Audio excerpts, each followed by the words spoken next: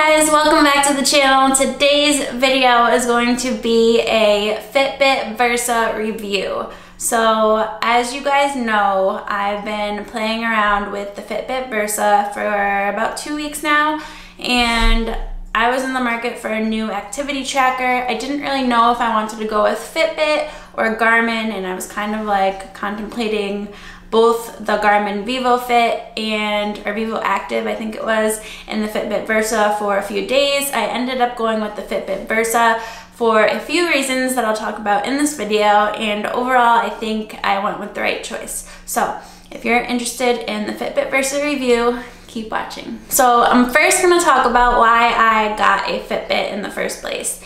The main reason I got one was to hopefully help me move more throughout my day.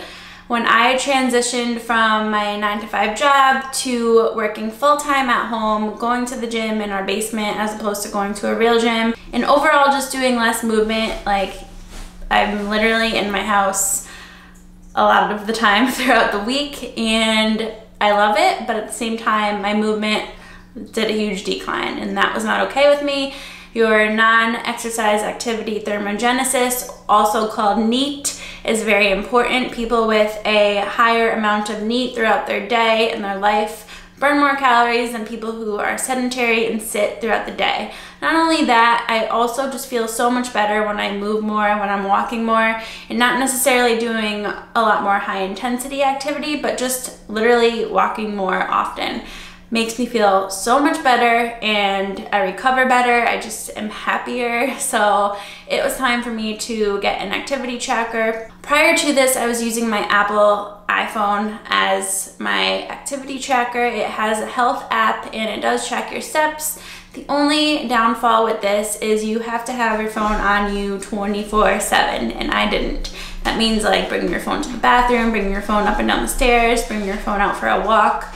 I didn't always have my phone on me, so my steps weren't as accurate, and they were showing as like 2,000 or 3,000 steps a day, which is like not good.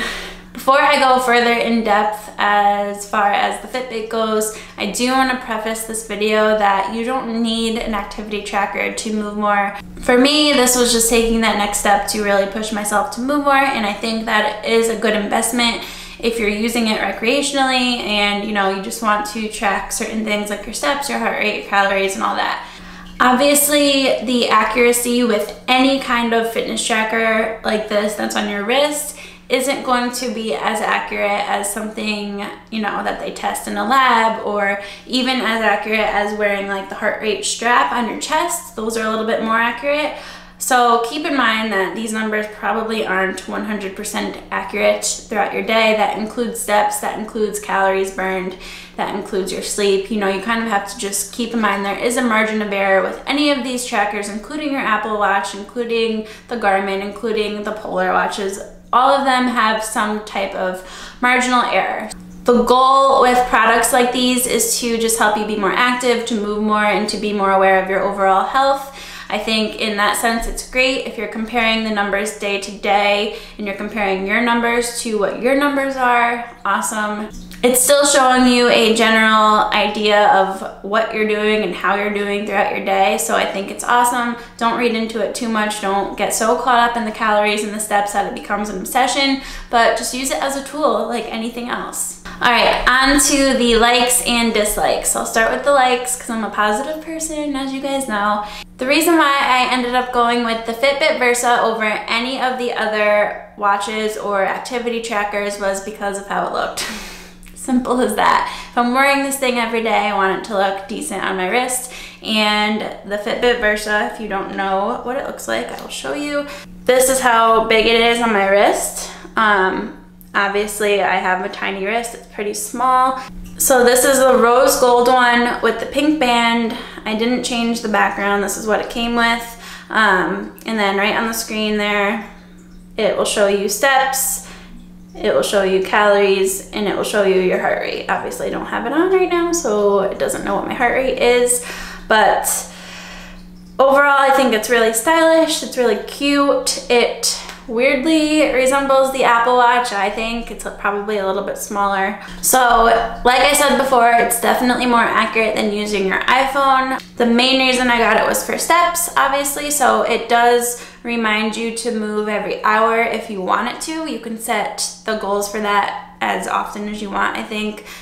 So let's say this hour I didn't really get much movement in. I've been sitting at my desk. About 10 minutes before the next hour hits, it'll say, okay, go get some movement. You need to hit 250 steps per hour. And you can change that, but that's just what I have it set as. It's a nice little reminder just for me to get up and go downstairs, get a glass of water, go to the bathroom, you know, just get some movement in and get up away from my desk. I also really like how it tracks your sleep. I don't know how accurate it is with sleep, but it's giving me a good idea of how long I am asleep for and the different stages of sleep that you are in. So it shows me deep sleep, REM sleep, and light sleep, and then it shows me how many times I wake up, which lately has been a lot, I think because of Cal sleeping in our bed, and who knows, but that's definitely something I'm trying to improve. So it's been nice seeing where I'm at with sleep. It does have this thing called Mindful Minutes, and I will put a little clip on the screen of me showing you guys what that is. So it's called Relax. You're able to begin a 2-minute guided breathing session, which is great anytime throughout the day, just to kind of, you know, get your breath in check, make sure you are clear-minded and setting intentions and just taking a moment to be mindful, which I love. It is waterproof up to 50 meters, or water resistant, I should say, so you can swim with it like in a pool. You can shower with it if you wanted to. I haven't really felt the need to do that, but it's an option. If you like never want to take it off, you don't have to take it off. Another thing I really like is that you can customize the exercises on here. So I'm not really a runner. I kept it on here, but I made weight training readily available to track. It does have an interval timer, which I think is awesome. A general workout you can track, yoga, or even hiking, which is awesome for me. And then finally, I really do love the Fitbit app. Looking at the two apps between Fitbit and Garmin was something that I was also diving into a lot when I was doing my research before getting this, and I did like the Fitbit app overall better than how the Garmin looked. The Garmin, the reason why I didn't go with it is because I thought it would look a little bit too big on my small wrist, and it is a circular design, which I kind of liked the square one a little bit better, but to each their own. All right, and then a couple of dislikes I do have. It's not perfect. I don't think there's a watch out there that is perfect. But the number one thing I didn't like was that this one doesn't have built-in GPS, which isn't really a huge deal for me. I would only use the GPS if I was out for a hike, for example. And usually when I'm hiking, I do have my phone with me in case of an emergency. So if you're someone who runs a lot, or you know, you don't have your phone with you and you don't like to bring your phone with you when you're working out, maybe you would look into the Fitbit Ionic or the Garmin. But for me, it really wasn't a deal breaker, so I kind of just let that slide. And then the other thing that for me didn't really matter, but it might matter to you, is that you can get text and notifications on this watch, which is awesome, but you cannot reply back to them. So you can't answer a call or reply back to a text like you would with the Apple Watch. But I got this specifically to increase my movement. It wasn't supposed to be a typical smartwatch for me. If anything, I was trying to decrease my time on my phone, texting, all that stuff. So it was kind of a good thing that this watch didn't do that.